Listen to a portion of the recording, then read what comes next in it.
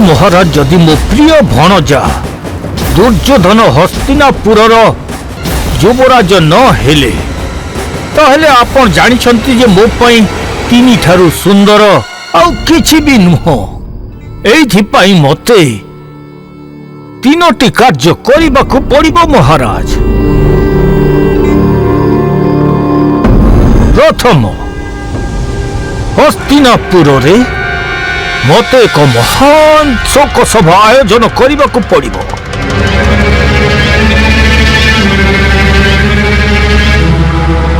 द्वितीय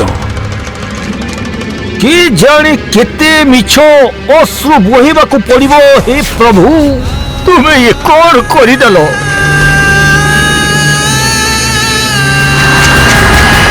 और तृतीय कार्य महाराज आपणकर एई हातरे आपणकर अनुज पुत्र को मुखाग्नि देबाकु पड़िबो।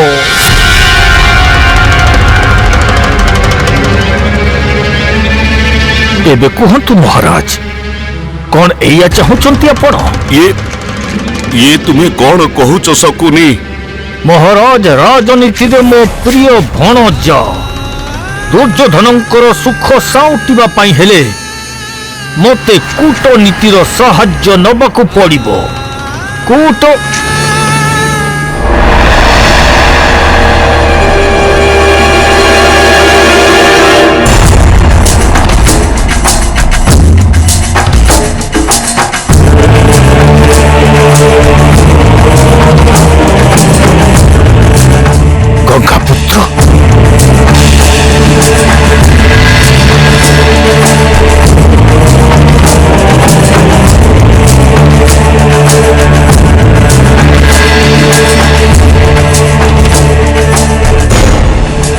हस्तिनापुर नरेशन को मोर प्रणाम।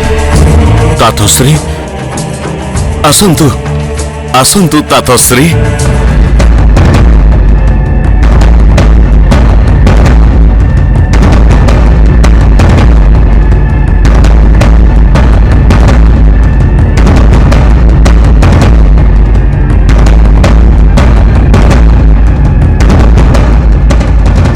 प्रणाम गंगा पुत्र प्रणाम। गांधार नरेश शकुनी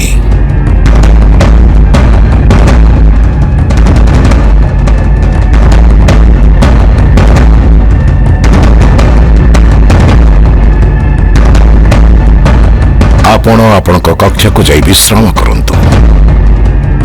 मो महाराजा संगे एकांतरे किसी चर्चा करने को चाहूँगी। परंतु गंगा पुत्र आपण तो जानती जे मु एई परिवार रो सबुठारु बड़ शुभ चिंतक। एवे जहाँ भी वार्तालाप अछि से सब मो सम्मुखरे कहीं हबो जे एई मंत्रणा तो आपणकर आउ मो महाराजा भितर अच्छी ना।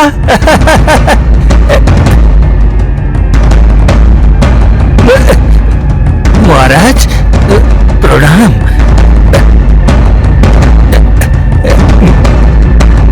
प्रणाम गंगा पुत्र।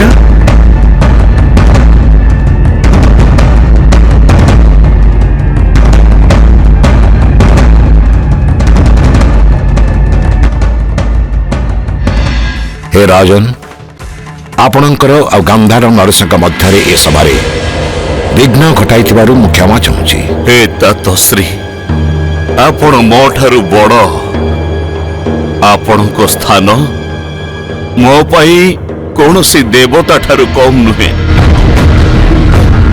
तेणु एपरी वचन कही मते लज्जित करंतुनी तातश्री। हे तातश्री आदेश दियंतु जे कहीं की आसीथिले आपण? महाराज आदेश देवा मो अधिकार क्षेत्र रे नाही। हाँ हस्तिनापुर राज सिंहासन प्रहरी ए राज परिवार राजभक्त आपण हितैषी होता दृष्टि आपण को उचित मार्ग देखाइबा मोर कर्तव्य। से कर्तव्य पूर्ण करने को आसी। हे तातश्री निश्चय मो द्वारा किछि भूल हेइछि सेथिपई आपणक बाणी रे क्रोधर अनुभव करुछि मु मोर भूल कोन मते कहि दियंतु तातश्री बुझेई दियंतु।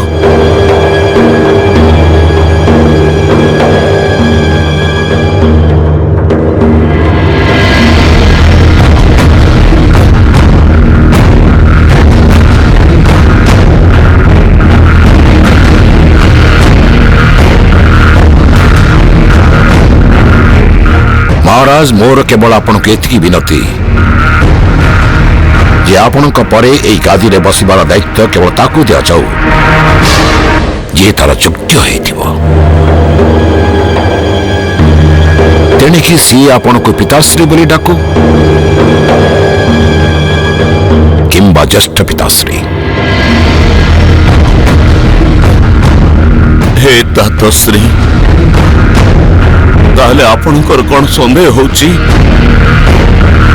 आपणकर कौन संदेह होची जे मो पुत्र युवराज हेबार योग्य नुहे।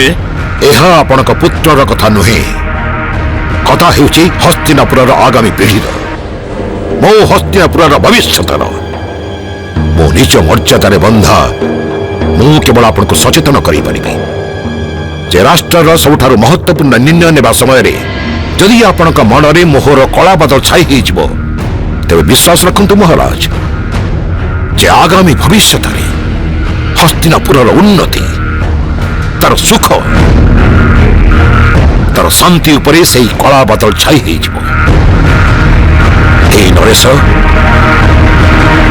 उचित युवराज किए यह केवल मात्र आपण कि मु नुहे हस्तिनापुरर नवजात शिशु मध्य जानिचंती।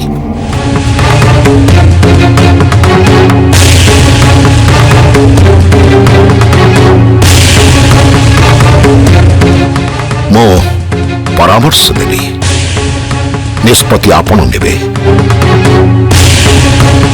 प्रजांकर विश्वास जितंतु मो विश्वास जितंतु सैया करंतु जा हस्तिनापुरर भविष्य मागुची सैया करंतुनी जहाँ जड़े पुत्र निज पिता मागुची अन्यथा पश्चाताप करिवे अवश्य पश्चाताप करिवे।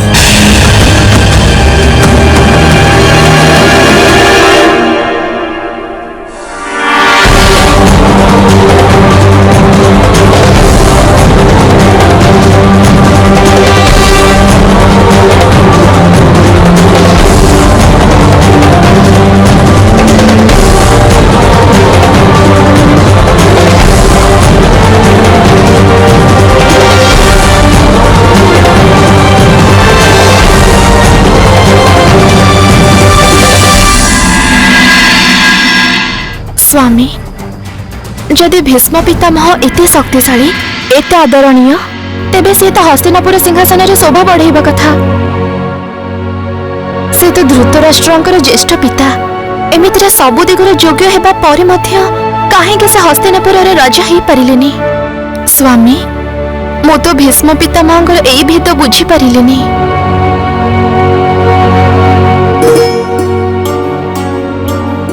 देवी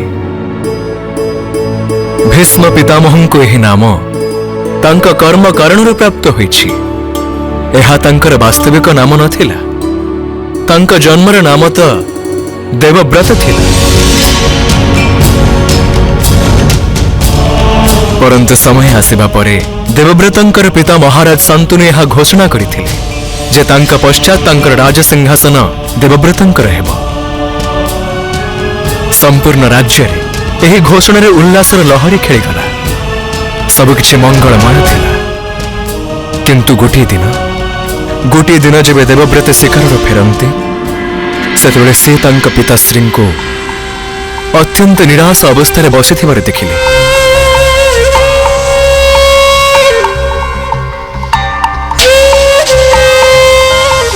प्रणाम पिताश्री।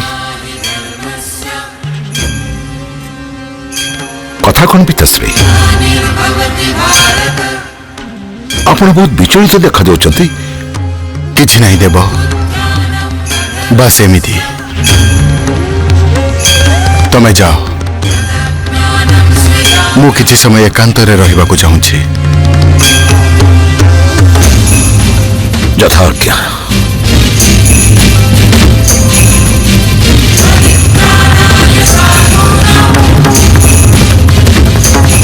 ଦେବବ୍ରତ ନିଜ ପିତାଙ୍କର ଏ ଅବସ୍ଥାକୁ ଦେଖିପାରିଲେ ନାହିଁ ଆଉ ସେ ମହାରାଜଙ୍କ ସାରଥୀଙ୍କୁ ଡାକି ତାଙ୍କ ପୀଡ଼ାର କାରଣ ପଚାରିଲେ।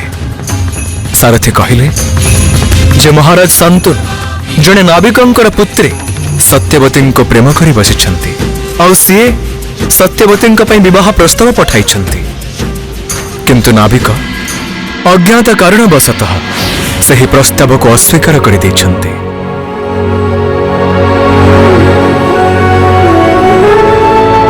ଦେବବ୍ରତ ସେହି ମୁହୂର୍ତ୍ତରେ ନାବିକଙ୍କୁ ଭେଟିବାକୁ ଗଲେ ଆଉ ଜାଣିବା ପାଇଁ ଚାହିଁଲେ ଯେପରି କି କଥା ଅଛି ଯେ ଜଣେ ସାଧାରଣ ନାବିକ ଜଣେ ଚକ୍ରବର୍ତ୍ତୀ ରାଜାଙ୍କ ସହିତ ନିଜ ପୁତ୍ରୀଙ୍କର ବିବାହ ପ୍ରସ୍ତାବକୁ ଅସ୍ୱୀକାର କଲେ।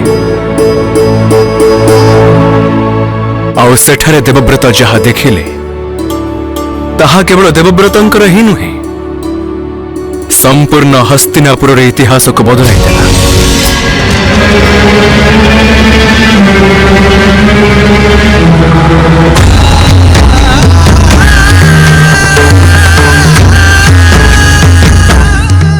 ଗଙ୍ଗାପୁତ୍ର ଦେବବ୍ରତଙ୍କୁ ମୋର ପ୍ରଣାମ। ମତେ ଆଦେଶ ଦେଇଥିଲେ ମୁଁ ଚାଲି ଆସିଥାନ୍ତି, ଆପଣ କାହିଁକି କଷ୍ଟ କଲେ? ବିଗତ କିଛି ଦିନ ହେଲା କାଟୁଥିବା କଷ୍ଟ ସମ୍ମୁଖରେ ଏହି କଷ୍ଟ କିଛି ବି ନୁହେଁ। ମୁଁ ମୋ ପିତାଶ୍ରୀଙ୍କୁ ଯୋଉ ଅବସ୍ଥାରେ ଦେଖିଲି ସେ ପୀଡ଼ା ମୁଁ ସହ୍ୟ କରିପାରିଲିନି। ହେ ନାବିକ, ଏହା ସତ୍ୟ ଯେ ମୋ ପିତାଶ୍ରୀ ଆପଣଙ୍କ ପାଖକୁ ଆପଣଙ୍କ ପୁତ୍ରୀର ବିବାହ ପ୍ରସ୍ତାବ ନେଇ ଆସିଥିଲେ? ଆଜ୍ଞା ଯୁବରାଜ। ଆଉ ଆପଣ ଆପଣଙ୍କ ପୁତ୍ରୀର ହାତ ମୋ ପିତାଶ୍ରୀଙ୍କ ହାତକୁ ଦେବା ପାଇଁ ମନା କରିଦେଲେ? ଆଜ୍ଞା ଯୁବରାଜ। କଣ ମୁଁ ଜାଣିପାରେ କି ଯେ ହସ୍ତିନାପୁର ନରେଶଙ୍କ ବିବାହ ପ୍ରସ୍ତାବକୁ ଜଣେ ସାଧାରଣ ନାବିକ କୋଉ କାରଣରୁ ଅସ୍ୱୀକାର କରିଦେଲେ? ହେ ଗଙ୍ଗାପୁତ୍ର, ମୋ କର୍ମରେ ଜଣେ ସାଧାରଣ ନାବିକ ଠିକ୍, କିନ୍ତୁ ଈଶ୍ୱର ମତେ ପିତା କରି ସେଇ ଅଧିକାର ଦେଇଛନ୍ତି ଯେ ମୁଁ ସେ ସବୁ କରିପାରିବି ଯାହା ଜଣେ ପିତା ନିଜ ପୁତ୍ରୀ ପାଇଁ ତାର ଭବିଷ୍ୟତ ପାଇଁ କରିଥାଏ। ତେଣିକି ସେ ଚକ୍ରବର୍ତ୍ତୀ ରାଜାଙ୍କ ବିବାହ ପ୍ରସ୍ତାବକୁ ଅସ୍ୱୀକାର କରିବାକୁ ପଡୁଅଛେ। କଣ କହିବାକୁ ଚାହୁଁଛନ୍ତି ଆପଣ? କଣ ଆପଣଙ୍କ ପୁତ୍ରୀର ଭବିଷ୍ୟତ ହସ୍ତିନାପୁରର ରାଜଭବନରେ ସୁରକ୍ଷିତ ନୁହେଁ? ଗଙ୍ଗାପୁତ୍ର, ଏହାକୁ ଅନ୍ୟଥା ନିଅନ୍ତୁନି।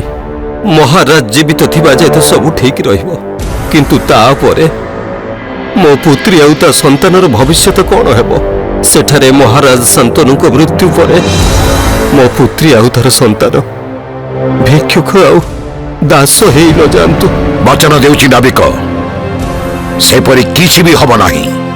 ଯୁବରାଜ, ବଚନ ଦେବାର ଅଛି ତ ଏଇ ବଚନ ଦିଅନ୍ତୁ ଯେ ମୋ ପୁତ୍ରୀର ସନ୍ତାନ ହିଁ ମହାରାଜ ଶାନ୍ତନୁଙ୍କ ପରେ ହସ୍ତିନାପୁରର ସିଂହାସନରେ ବସିବ। ଏହା କିପରି ସମ୍ଭବ ନାବିକ? ଆପଣ ଜାଣିଛନ୍ତି ଯେ ମୋ ପିତାଶ୍ରୀ ମତେ ହସ୍ତିନାପୁରର ଯୁବରାଜ ଘୋଷିତ କରିସାରିଛନ୍ତି। ଜାଣିଛି, ସେଇଥିପାଇଁ ତ ମୁଁ ବିବାହ ପ୍ରସ୍ତାବକୁ ଅସ୍ୱୀକାର କଲି। ଯୁବରାଜ, ମୁଁ ସେ ପର୍ଯ୍ୟନ୍ତ ମହାରାଜଙ୍କ ସହିତ ମୋ ପୁତ୍ରୀର ବିବାହ କରିବିନି ଯେ ପର୍ଯ୍ୟନ୍ତ ମତେ ଏହା ବିଶ୍ୱାସ ନ ହେଉଛି ଯେ ମୋ ନାତି ହିଁ ହସ୍ତିନାପୁରର ଆଗାମୀ ଭବିଷ୍ୟତ ହେବ।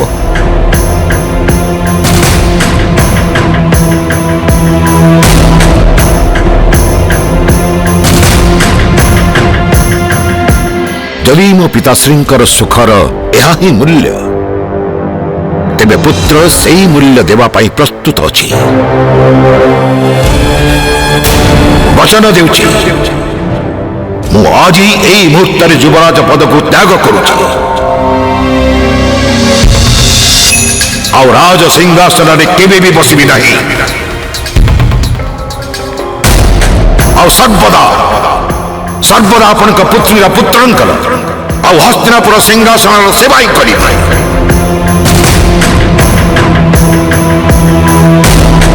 ହେ ନାବିକ, ଏବେ ଆପଣ ସନ୍ତୋଷ ହେଲେ ତ? कौन एवं मु आपण पुत्री को मो पिताश्री पत्नी हाँपाई नहीं जाई परिबी किंतु ये वचन तो आपण देइचंती भविष्य रे आपण वंशज माने उठी ठिया हेबे आ ये कथा कहिबे जे जने नाविकंकर पुत्री ठारो जन्मित पुत्रंकर राज सिंहासन रे बसिबार कोनोसी अधिकार नाही सेतेबेले कोन हबो जेतेबेले मो नाती ठारो राज सिंहासन बलपूर्वक छड़े निया जिवो मो वंशज कौन करिबे तार वचन तो मु देई परिबिनी परंतु मो वंशज को ए धरित्र को न आनिबार वचन तो देई परिबे ना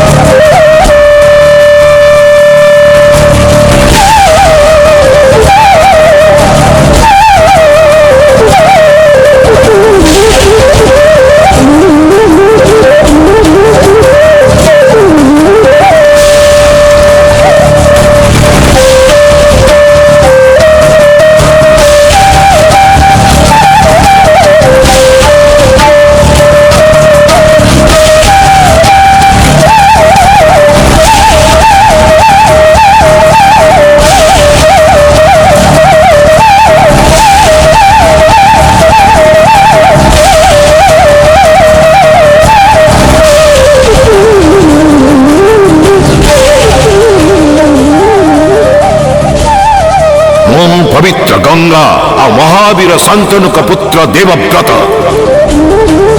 दशाधिक फल सूर्य चंद्र अग्नि जल वायु धरित्री को साक्षी रखी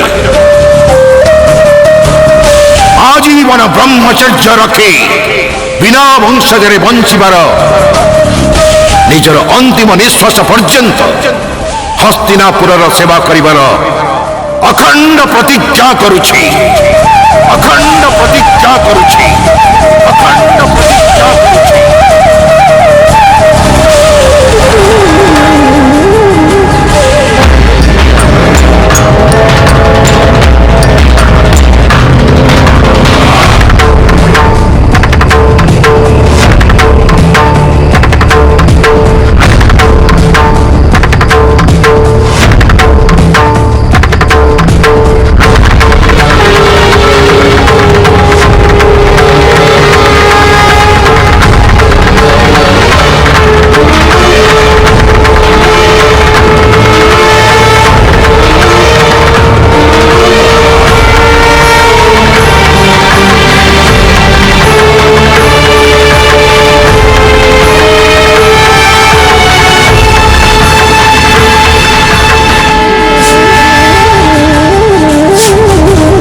यही भीष्म प्रतिज्ञा उपरांते देवव्रत गंगा पुत्र भीष्म नाम जगत विख्यात हेले।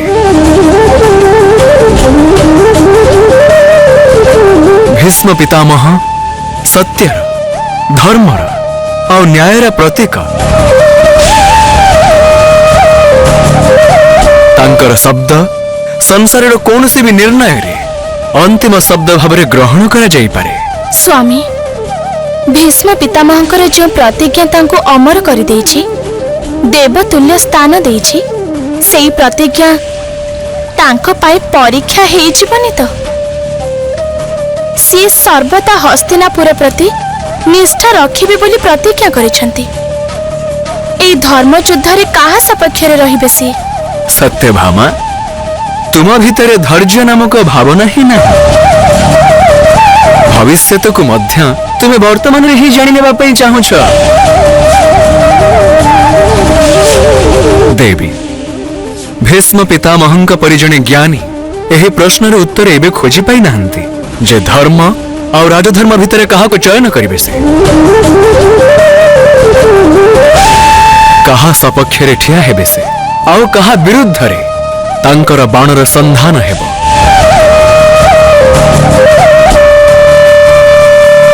पांडव मानंक सहित धर्म अच्छी आउ जो धर्म अच्छी सेठारे मु अच्छी आउ जेउठारे मु अछि सेठारे ना ही संदेह पाई कोनोसी स्थान अछि आउ ना ही भय पाई। मनर समस्त प्रश्न को ऊर्ध्वरे रखी संपूर्ण विश्वास और भक्तिर सह जोड़ी होई जिबा मो सहित आउ धर्म सहित मु तो सेमितिरे मध्य मोर कोनोसी भक्तन को जीवन संग्राम रे एकाकी छाड़ी दिए ना। तेरे महाभारत रे ही विशाल युद्ध रे मो पांडव मानन को एकाकी किपरि छाड़ी परिबे। स्वामी जदि आपण पांडवंक सहित अछंती धर्म सेमानक सह अछि सत्य सेमानकर परिचय तथापि सेमानक भविष्यत उपरे षडयंत्रर एही जालर अर्थ कौन? देवी मोर लीला मान तो समस्त जुगर एक महाकथा को जन्म दे थाए जहाँ आगामी पीढ़ी मानक पई एक मार्गदर्शकर कार्य करि थाए। पांडव माने मध्य द्वापर जुग महागाथार अभिन्न अंश संकट सेमानंक उपरकु मध्य आसिबो किंतु सेमानंकर निजर पुरुषार्थ एवं मोर कृपा दृष्टि प्रत्येकटी प्रलय सेमानंक सुरक्षित रखिबो। स्वामी आज हस्तिनापुर दरबार रे महाराज धृतराष्ट्र युवराज घोषणा करबाकू जाउछंती कौन केही नाहांते समग्र दरबार रे जे तांका सम्मुखरे कहबाकू साहस करिबे? देवी आपणक यह प्रश्नर उत्तर अत्यंत शीघ्र मिल जिवो।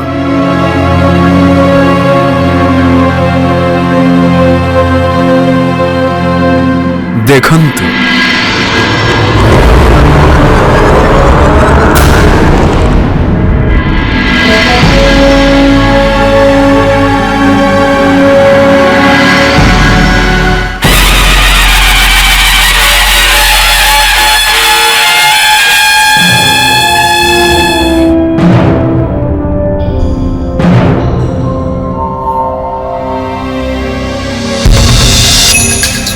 सभासद वृंद यही शुभ समाचार आपण निश्चय शुणी सारी जे किछि क्षण मध्य गुरु द्रोणाचार्य हस्तिनापुर भविष्यत अर्थात हस्तिनापुर राजकुमार मानंकु साथी रे धरी एठारे पदार्पण करुछंती।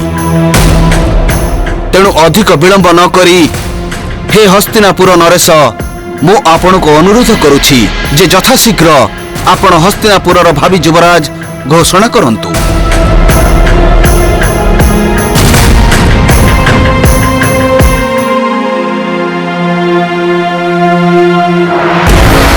क्षमा करिबे महाराज किंतु यही निर्णय बहुत बड़ निर्णय जे हस्तिनापुर भविष्यत कहा हाथ को जीव।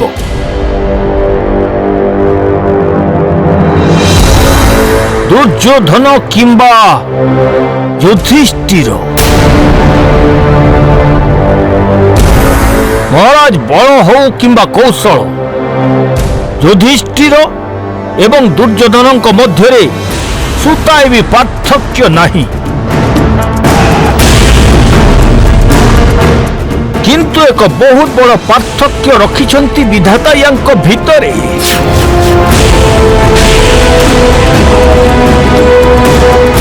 आउ सेई भिन्नता होची दुई राजकुमारंक मध्यरु जणे आजिर राजांक पुत्र और अन्य जणे दिवंगत राजांकर।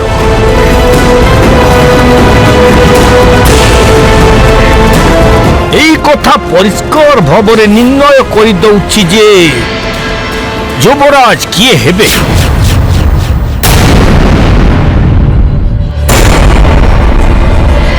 एई कथा परिष्कार भावरे निर्णय करि दउछि जे युवराज किए हेबे।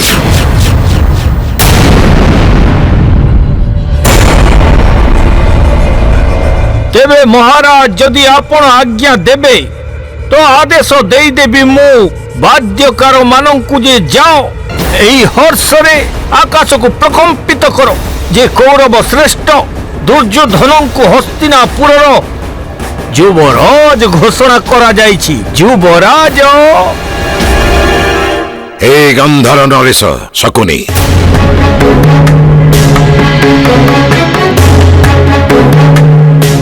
आपण हेउचंती आमर अतिथि एक अतिथि को निजर मर्यादा भूली जाई राष्ट्र प्रतिटी गुरुत्वपूर्ण निष्पत्ति न पचारि कहबार अधिकार न थाए। दुर्योधन आ युधिष्ठिर मोर समान भाव प्रिय दुई जन मो कोल ही बढ़ी मो जनकर हित पाई आउ जनकर अहित केबे भी चाहिए।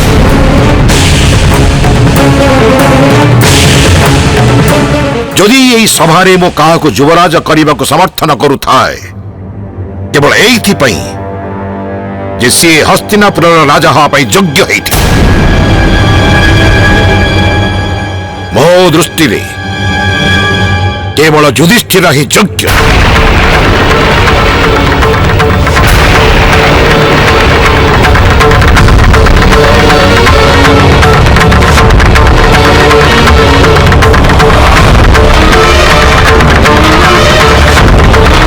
ଆପଣଙ୍କ ଏକୁଟିଆ ନିର୍ଣ୍ଣୟରେ ହସ୍ତିନାପୁରର ଯୁବରାଜଙ୍କ ନିଷ୍ପତ୍ତି କାହିଁକି ହବ ଗଙ୍ଗା ପୁତ୍ର କାହିଁକି? ଗନ୍ଧର ନରେଶ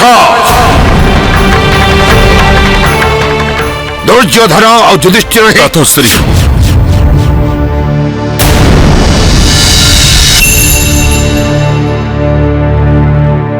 ମୁଁ ଆପଣଙ୍କ କଥା ବୁଝିପାରୁଛି ମୁଁ ଆପଣଙ୍କ ଭାବନାକୁ ମଧ୍ୟ ସମ୍ମାନ ଦେଉଛି परंतु गांधार नरेश जहा कहउचंती ताहा सर्वथा अनुचित मध्य नुहे तातश्री।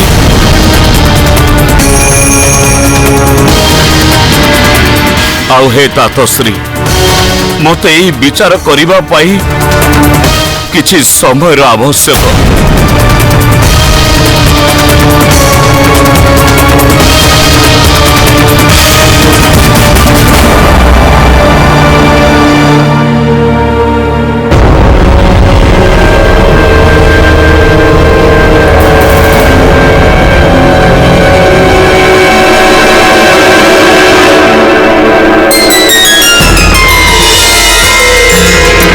हे गंगापुत्र भीष्म आपण एही प्रतिज्ञा हस्तिनापुर आउ हस्तिनापुर राजसिंहासन सेवा करने पर करिछंती कौन से व्यक्ति विशेषंक नुहे। आउ दुर्योधनकर युवराज हेबाकु विरोध करी आपण केवल हस्तिनापुर सेवा ही करुछंती। आपणकर एही विरोध मध्य हस्तिनापुर उज्ज्वल भविष्य लुचि रही। आपण को दृढ़तार सहित स्थिर रहिबाकु पड़िबो आउ युधिष्ठिर को ही युवराज कराइबा पई समस्तन को मनाइबाकु पड़िबो।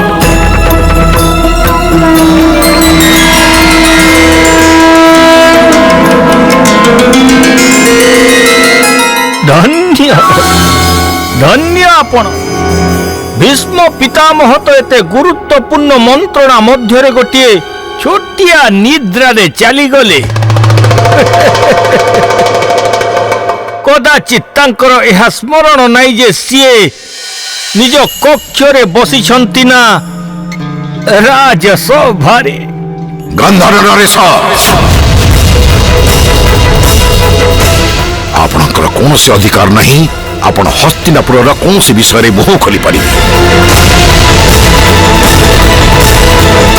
जदि आपण निजर मर्यादा भूली जिबे तेबे कौन से दिन मते मोर मर्यादार सीमा लंघिबाक पड़िबो।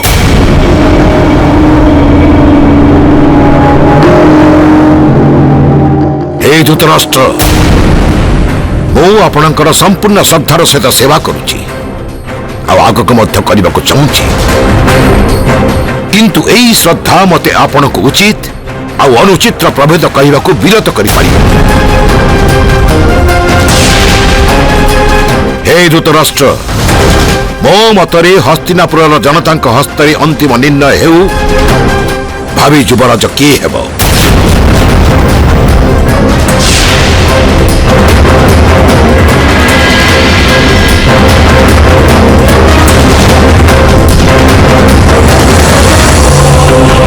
अतः आपण को जनमत संग्रह करने को पड़िबो। आउ जदि आपण जनता भावना को सम्मान न करिवे जदि आपण राष्ट्र हित ठारू अधिक गुरुत्व अन्य कार हित को देवे ଇତିହାସରେ ଆପଣଙ୍କ ନାଁ ସର୍ବଦା ହସ୍ତିନାପୁରର ଅପରାଧୀ ଭାବରେ ଲେଖାଯିବ।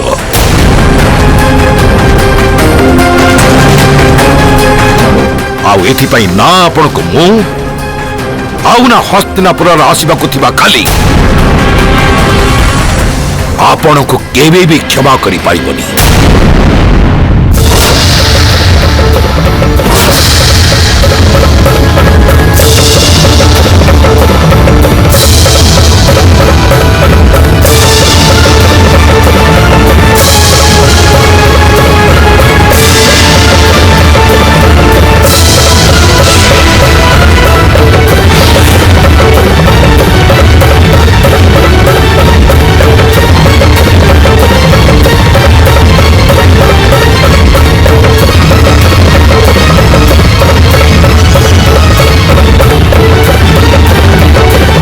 ତାତଶ୍ରୀଙ୍କ ଆଜ୍ଞା ବିରୁଦ୍ଧରେ ନା କେହି ଯାଇଛନ୍ତି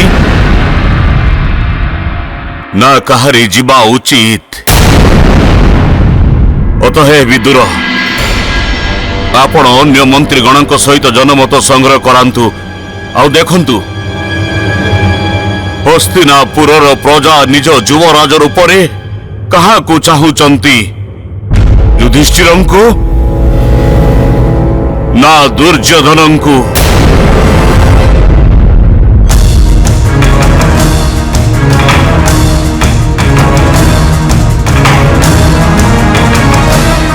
যথাজ্ঞা মহারাজ।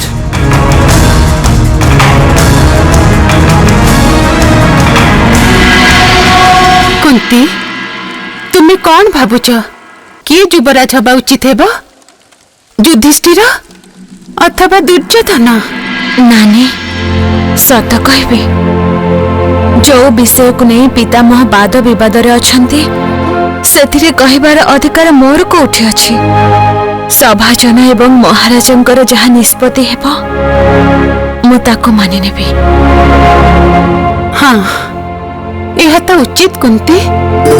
କିନ୍ତୁ କୁନ୍ତି, ପ୍ରତ୍ୟେକ ମାର ସ୍ୱପ୍ନ ତ ହେଇଥାଏ ଯେ ତାର ପୁତ୍ରଙ୍କର ଯଶ କୀର୍ତ୍ତି ଦଶ ଦିଗକୁ ବ୍ୟାପି ଯାଉ, ତାର ଖ୍ୟାତି ହେଉ, ସେ ସିଂହାସନ ପାଉ। ଏହା ତ ଠିକ ନାନୀ, କିନ୍ତୁ ଦୁଇ ପକ୍ଷରୁ ଯଦି ନିଜ ସନ୍ତାନ ଥିବେ ତେବେ କାହାକୁ ଚୟନ କରିବା ଆଉ କାହାକୁ ନ କରିବା ପିତାମହଙ୍କର ତର୍କର ମୁଖ୍ୟ ଆଧାର ତ ଏହା ହିଁ ହେବ।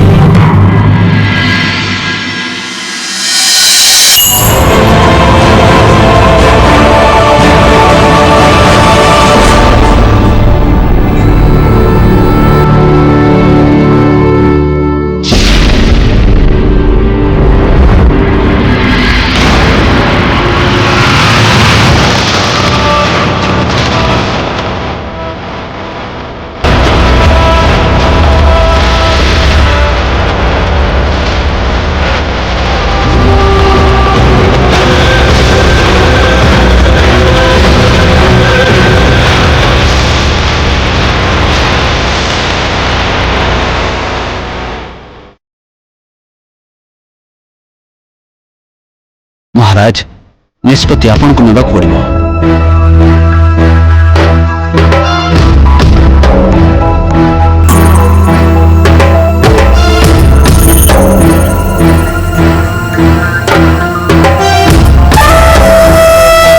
ଆଜି ହସ୍ତିନାପୁର ସମ୍ମୁଖରେ ଏକ ବଡ଼ ଆହ୍ୱାନ ଥିଲା, ହସ୍ତିନାପୁର ଭବିଷ୍ୟତ ଚୟନ କରିବାର। ନା କେବେ ମୁଁ ମୋର ଜ୍ୟେଷ୍ଠ ପୁତ୍ର ଦୁର୍ଯ୍ୟୋଧନ ସହିତ ଅନ୍ୟାୟ କରିପାରିବି, ନା ମୋର ଅନୁଜ ପୁତ୍ର ଯୁଧିଷ୍ଠିରଙ୍କ ସହିତ। ଅତଃ ମୁଁ ତାତଶ୍ରୀଙ୍କ ଆଦେଶ ଅନୁସାରେ ଜନମତ ସଂଗ୍ରହ କରେଇଛି। ଆଉ ହସ୍ତିନାପୁରର ପ୍ରଜାମାନେ ତାଙ୍କର ଯୁବରାଜ ଚୟନ କରିଛନ୍ତି।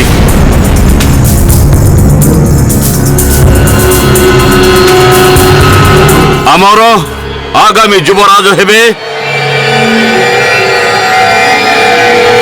ଜ୍ୟେଷ୍ଠ ପାଣ୍ଡୁପୁତ୍ର ଯୁଧିଷ୍ଠିର।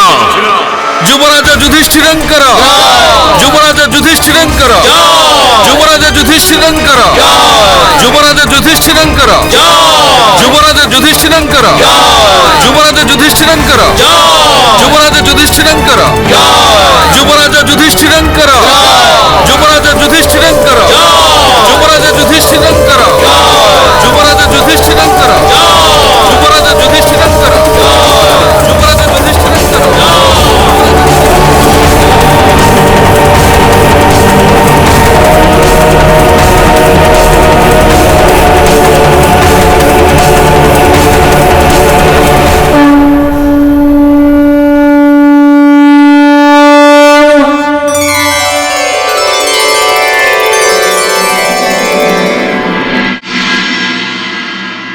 ये कौन କରିଦେଲେ ମହାରାଜ?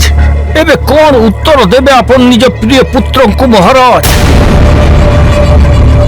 କେମିତି ସମ୍ମୁଖୀନ କରିବେ ତାଙ୍କର? ଆପଣ ଭଲ ଭାବରେ ଜାଣନ୍ତି ମହାରାଜ, ତାଙ୍କର ଏକମାତ୍ର ସ୍ୱପ୍ନ ଥିଲା ଯେ ଆପଣଙ୍କ ପରେ ଏହି ସିଂହାସନରେ ବସିବେ ସିଏ। ମହାରାଜ ଆପଣ ତ ତାଙ୍କର ଏକମାତ୍ର ସ୍ୱପ୍ନକୁ ଭାଙ୍ଗିଦେଲେ। କାହିଁକି ଏମିତି କଲେ? ମହାରାଜଙ୍କର ଜୟ ହେଉ। ଗୁରୁ ଦ୍ରୋଣାଚାର୍ଯ୍ୟ ଏବଂ ସମସ୍ତ ରାଜକୁମାର ପାଣ୍ଡବ ଏବଂ କୌରବ ବିରାଜମାନ କରୁଛନ୍ତି ଆଉ ରାଜ ଦରବାରକୁ ଆସିବା ପାଇଁ ଅନୁମତି ମାଗୁଛନ୍ତି। ସେମାନଙ୍କୁ ଆଦର ସହିତ ନେଇ ଆସ।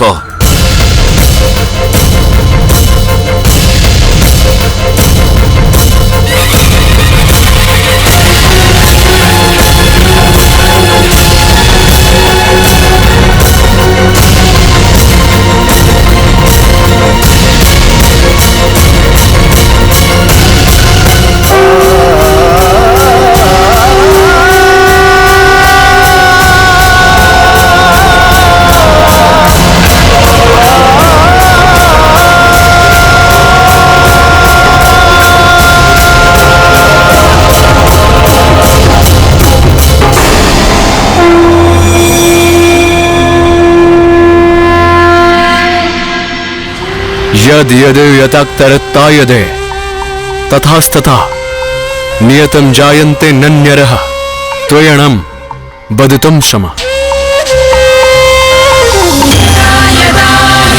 अर्थात देवी माने जे जेउ रूपरे जेबे हेबार अछि जेमिति हेबार अछि सेमिति ही हेबो। एहा ही भाग्य, एहा ही कालचक्र।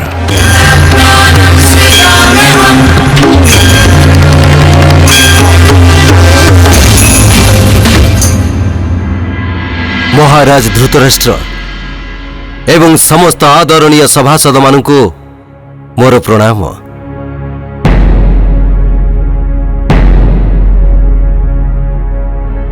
हे हस्तिनापुर नरेश, मोर वचन अनुसार हस्तिनापुर राजकुमार मानकु धर्म, शास्त्र, विज्ञान, अस्त्रशस्त्र एवं समस्त विद्यार पारंगम करी आपणक पाखकु नहीं आसीछि। हे गुरु द्रोणाचार्य,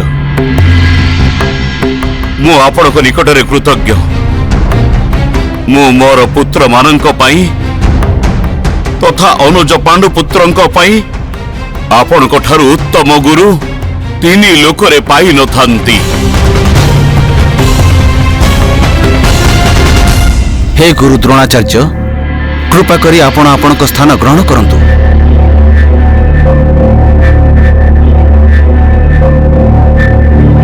एबे आपण निज शिष्य को आदेश दियंतु जे सभारे उपस्थित सभासद गण को तथा महाराजंकु निजर परिचय देई तांकर आशीर्वाद ग्रहण करिवे।